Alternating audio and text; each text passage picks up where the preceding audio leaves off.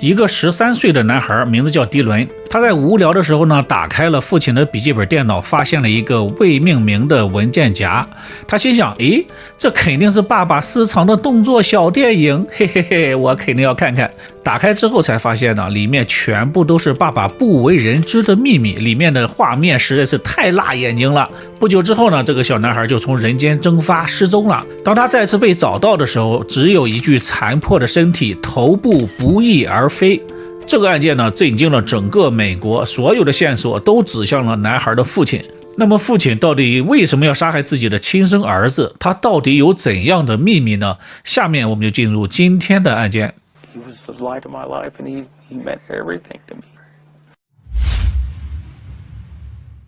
2012年的11月18日的上午，美国科罗拉多州一个机场里，13岁的男孩迪伦一脸沮丧地跟自己的母亲伊莱恩告别。他即将独自登机飞往几百公里之外的一个叫杜兰法的小镇，到那里和自己的父亲马克一起度过一个感恩节。从监控录像上可以看出，这个男孩的脸上没有一丝即将见到自己父亲的喜悦。迪伦之所以不情愿呢，是有原因的。2年多前，他的父母呢刚刚结束了一段维持了18年的婚姻作为大卡车司机的父亲马克，他的脾气变得是越来越古怪。迪伦和哥哥科里两个人都对自己的父亲没有什么好感，离婚之后呢，都选择跟着自己的母亲生活。虽然根据法律的规定，父亲马克每年都有权在特定的节假日与孩子们相聚，但是呢，每次探望都充满了尴尬和争吵。这一次呢，马克又要求2个儿子到杜兰格小镇和他一起过感恩节。大儿子已经20岁了，已经成年了，有权利选择不去马克那里，而小儿子迪伦只有13岁，所以呢，必须到父亲马克的那里度过这个感恩节。11月18日的晚上，马克开车带着小儿子迪伦来到了马克的家里。马克的家呢，位于山谷当中，非常的偏僻，几乎是与世隔绝。迪伦呢，非常不喜欢这里，所以呢，他跟自己的父亲说想到朋友家里去过夜，但是呢，被自己的父亲给拒绝了。晚上9点37分，迪伦给自己的母亲发了一些信息之后就再也没有发出过任何的信息了。第二天上午母亲伊莱恩没有接到小儿子报平安的短信，感觉呢可能出了什么事情，但是迪伦的手机一直打不通，发信息也不回。直到第二天下午4点多，母亲伊莱恩收到了前夫马克发来的短信，马克说迪伦不见了。出于一个母亲的本能，伊莱恩在收到短信的那一刻就知道小儿子出事了，而且前夫马克绝对脱不了干系。My gut feeling is that Dylan's dad had something to do or knows something more than he's giving us information about. 那么马克是怎么解释儿子失踪的事情的呢？按照他的说法，11月19日早上7点半，他看到儿子还在睡觉，于是呢就自己出门办事去了。11点30分回到家里之后呢，他发现电视还开着，正在播放着儿童卡通片，桌子上摆着一碗吃剩的早餐麦片，但是迪伦已经不见了。他注意到儿子的手机、背包还有鱼竿都不见了，于是呢他猜测儿子可能是出门找朋友玩去了。然后呢，这位父亲做了一件令人匪夷所思的事情，他倒头就睡了个午觉，一直睡到了下午1点30分，醒来之后才想起来，才慢慢悠悠的打电话找人，结果呢又耽误了近2个小时，直到下午4点多才到警察局报案。母亲伊莱恩听完这番说辞之后呢，觉得简直就是荒谬至极。11月份这个科罗拉多山区冰天雪地的，迪伦要去见的那个朋友家将近有10公里的距离远一个13岁的男孩怎么可能不通知大人，靠着徒步在严寒当中走那么远呢？而且呢，一个父亲发现孩子不见了，第一反应不是立刻联系孩子，而是先睡个午觉。更可疑的是，迪伦已经长大很多了，他已经对儿童卡通片失去了兴趣。他当时最喜欢的是 MTV 音乐频道，而且迪伦是一个比较宅的孩子，对于钓鱼他是可以说一窍不通，连绑鱼钩都不会，又怎么可能带着鱼竿离开呢？马克口中那个关于卡通片和鱼竿的细节，很大可能都是他凭空捏造的谎言，因为他对儿子的爱好的变化呢，马克是根本一无所知的。母亲伊莱恩也将这些疑点告诉了警察并且直截了当的说，孩子的失踪肯定和他的父亲马克有关。但是呢，目前所有的疑点都只是猜测，没有真凭实据嘛。警方呢也到了马克家里去看过，但是并没有带那些专业的器材，只是简单的查看了一下，并没有发现任何的异常。因为当时无法确认迪恩是不是遇害了，警方呢更倾向于是孩子和父亲发生什么矛盾，主动离家出走的，所以呢只是安排了大量的警力到处来找迪伦。迪伦失踪之后呢，大规模的搜索行动立刻就展开了，数百名志愿者还有警方派出的直升机、警犬、无人机全部都出动了，围绕着马克家呈放射状的向外扩张搜索圈。这个只有17000多人口的小镇，几乎全体居民自发参与了搜寻，但是只有一个人例外，那就是孩子的父亲马克。当所有人都在冰天雪地里寻找迪伦的时候，马克却翘着二郎腿待在家里看着电视，喝着啤酒。母亲伊莱恩和大儿子赶到之后呢，也马不停蹄的在寒风刺骨当中搜寻了一整夜，而身为父亲的马克却全程都没有参与。更可疑的是呢，按照山里的习俗在孩子没有回家的时候，家长们呢都会让房子的灯火通明，以防迷路的孩子找不到回家的方向。但是马克呢却在当晚11点就把家里所有的灯都关掉了，他的冷漠和反常让所有人都感到心寒。随着天气越来越寒冷，2012年的12月份之后呢，所有的搜索行动就被迫停止了。虽然官方的搜索已经停止了，但是母亲伊莱恩并没有放弃，她和大儿子一起利用社交媒体发布悬赏来寻找迪恩的线索，到处去张贴小儿子的寻人启事，甚至呢在媒体上公开指责自己的前夫马克不作为。马克的前妻也站出来支持伊莱恩。这件事呢也越闹越大，迪伦的母亲、大儿子甚至马克的前妻都站出来明确指出马克有着重大的嫌疑，而马克呢反过来指出伊莱恩有重大的嫌疑。于是呢在伊莱恩的提议之下，警方对他和马克2个人分别接受了测谎仪的测谎。结果呢伊莱恩顺利的通过了测谎，而马克以惊人的低分被证明是在说谎。但是呢，测谎仪不能作为法庭上的证据，也就是说，虽然大家都知道马克在说谎，但是拿他没有什么办法。马克本人也接受了记者的采访，采访当中呢，他还说，迪恩是我的心肝宝贝他是我生命中的光，他是我的一切。Well, I can only imagine being a mother, the frustration of hearing about your son going missing, and you know, I can only think that has to do with lashing out and trying to find who's accountable for this in this situation. Dylan, my prayers are with you, and I love you very much. He was the light of my life, and he meant everything to me.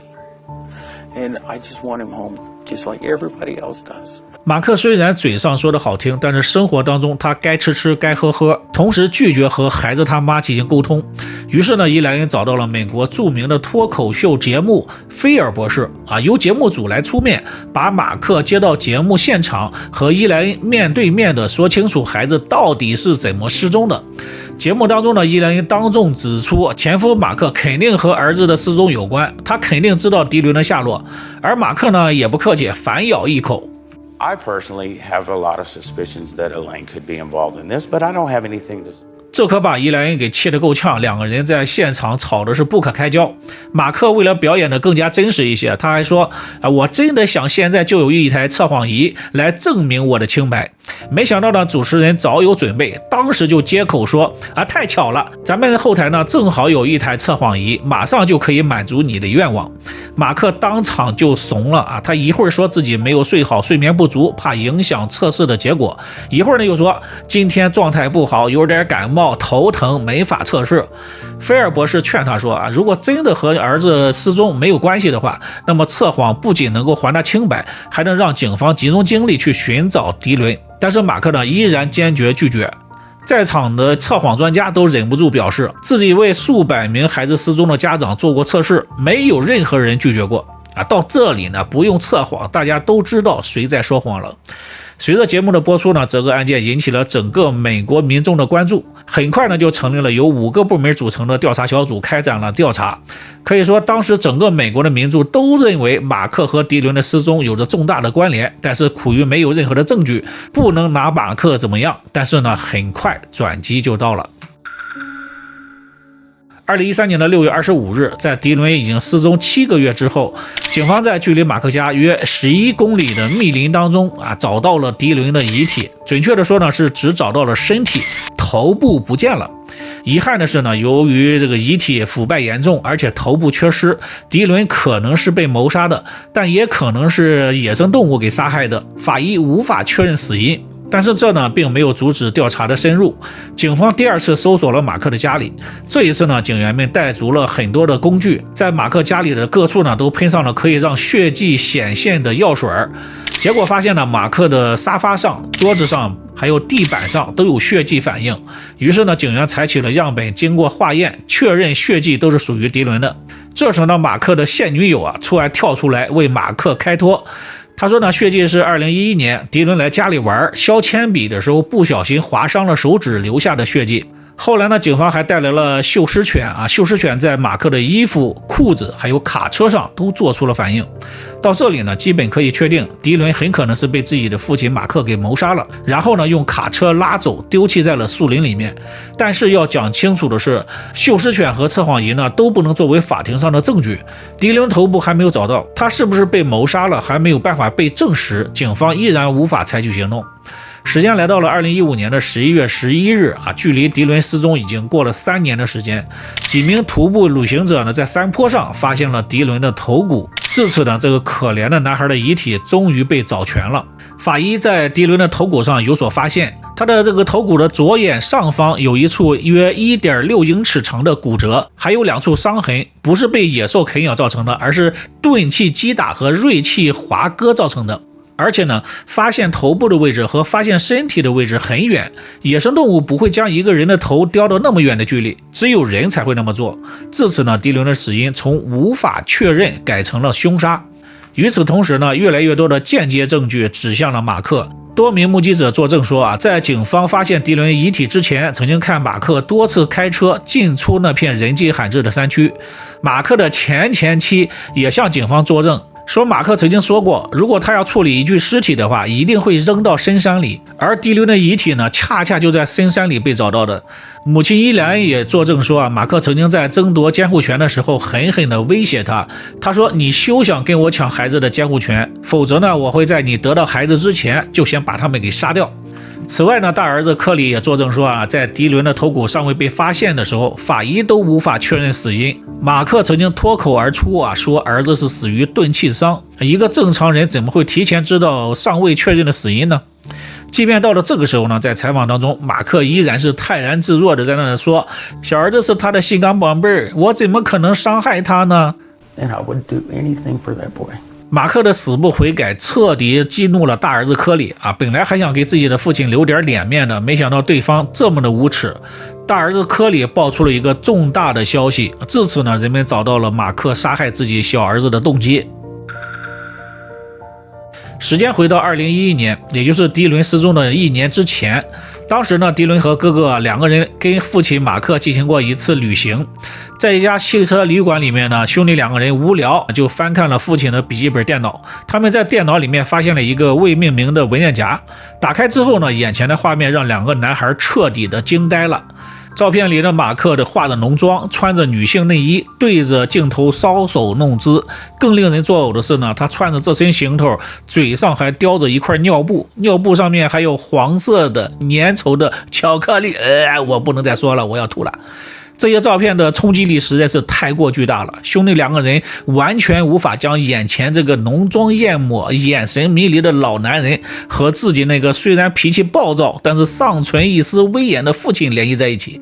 他们带着电脑跑进了浴室，锁上了门，用手机拍下了这些照片作为证据。从此呢，兄弟俩彻底失去了对父亲马克的尊敬。在一次争吵当中，哥哥科里暗示自己知道了这个秘密，他能看出父亲马克当时的震惊和愤怒，但是那时科里已经是个即将成年的壮小伙了，马克也没敢对他怎么样。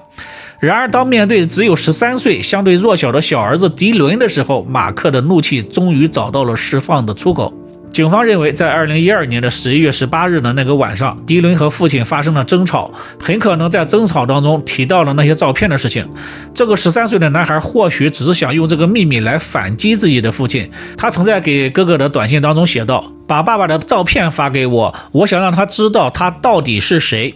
但他不知道的是呢，这个举动彻底点燃了父亲心中的杀意。盛怒之下的马克对亲生儿子下了毒手。他用钝器击打儿子的头部，又用锐器造成了致命伤。然后呢，他用整整1个晚上的时间在客厅里处理了儿子的遗体，将他斩首分尸，然后再分次分批的丢弃在方圆数公里的不同的地点。因为他的家与世隔绝，他有充足的时间清理现场，以至于警方最初的搜查没有发现什么证据啊。2017年的夏天，在迪伦失踪将近5年之后，警方终于掌握了足够的证据，对马克发出了逮捕令。当时正在华盛顿州开货车送货的马克被当地的警方给逮捕了，马克被戴上了手铐。由于各种原因以及马克辩护律师本身因为家暴被捕等等原因，审判总共被推迟了整整10次，直到2021年审判才正式的开始。在法庭上，马克的辩护律师声称，警方发现的血迹太少了，不像是杀人现场，那些照片呢，只是不会伤害别人的私密的爱好。辩护律师还说，法医可能把野兽造成的伤害误认为是钝器伤，头骨上的痕迹很可能呢是熊和美洲豹的攻击所造成的。但这些狡辩在铁一般的证据面前显得十分的苍白。法庭请来了熊类专家来作证，证明11月下旬科罗拉多的熊早已经进入了冬眠，不可能出来袭击人。法医人类学家戴安也出来作证，详细的解释了头骨上 V 型伤痕和动物 U 型牙齿的区别，确认那是人为的锐器伤。而马克本人在整个庭审当中始终是一副百无聊赖、事不关己的样子，没有任何的伤悲，也没有任何的悔恨。陪审团仅仅商议了6个半小时呢，就一致裁定马克的2级谋杀罪名和虐待儿童的致死的罪名全部成立。2021年10月法官在宣判前愤怒地对马克说，作为一位父亲你本应该用自己的生命来保护自己的孩子，但是你却做出了如此残忍的罪行，简直就是令人发指。随后呢，法官判处马克48年的监禁，这对于已经60岁的马克而言，基本上和无期徒刑也没有什么区别了。马克将在监狱当中度过他的余生。这起案件呢，留给我们的是无尽的唏嘘和愤怒。一个13岁的男孩，仅仅因为看到了父亲最不堪的一面，就被自己的亲生父亲残忍的杀害、斩首、抛尸。而那个凶手在长达9年的时间里，不断的编织谎言，操纵舆论，毫无愧疚的活在这个世上。讽刺的是呢，这个5大3粗的老男人心里竟然还居住着一个变态的小公举他害怕自己所谓的爱好被别人发现，因此还杀掉了自己的亲生儿子。而到了最后怎么样呢？全世界的人都看到了这个垃圾父亲的变态的照片。好了，今天的案件就到这里，感谢收看，别忘了点赞、关注、转发。这里是海盐酸，我们下期再见，拜拜。